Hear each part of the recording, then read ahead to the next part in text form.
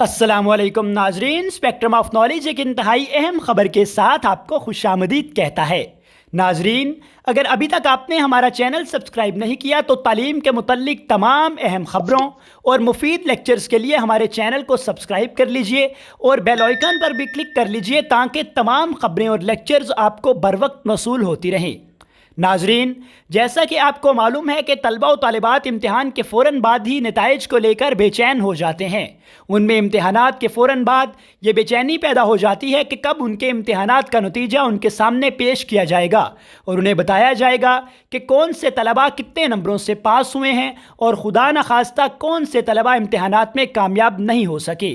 नाजरीन, इस दफ़ा कोरोना वायरस के बायस बेशतर जमातों के तो इम्तिहानात ना हो पाए थे, लेकिन मैट्रिक के जो इम्तिहानात हुए हैं उनके नतीजे के मुतल्लिक जो अहम खबरें मौसूल हो रही हैं वो ये हैं कि 15 जून की जो तारीख़ इम्तिहानात की मार्किंग के आगाज़ के लिए दी गई थी उस तारीख़ को इम्तिहानात की मार्किंग का आगाज़ नहीं हो सका था।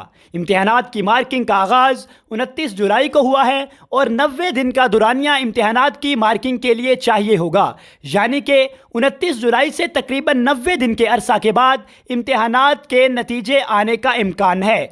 और मुसद्दिका ख़बर यह है कि तमाम बोर्ड्स के मैट्रिक के इम्तिहानात के नताइज का ऐलान अक्टूबर के आगाज़ में कर दिया जाएगा। 3 माह का अरसा यानी जुलाई, अगस्त और सितंबर इम्तिहानात की मार्किंग में सर्फ होंगे और उसके बाद अक्टूबर के आगाज़ में नताइज का ऐलान किया जाएगा।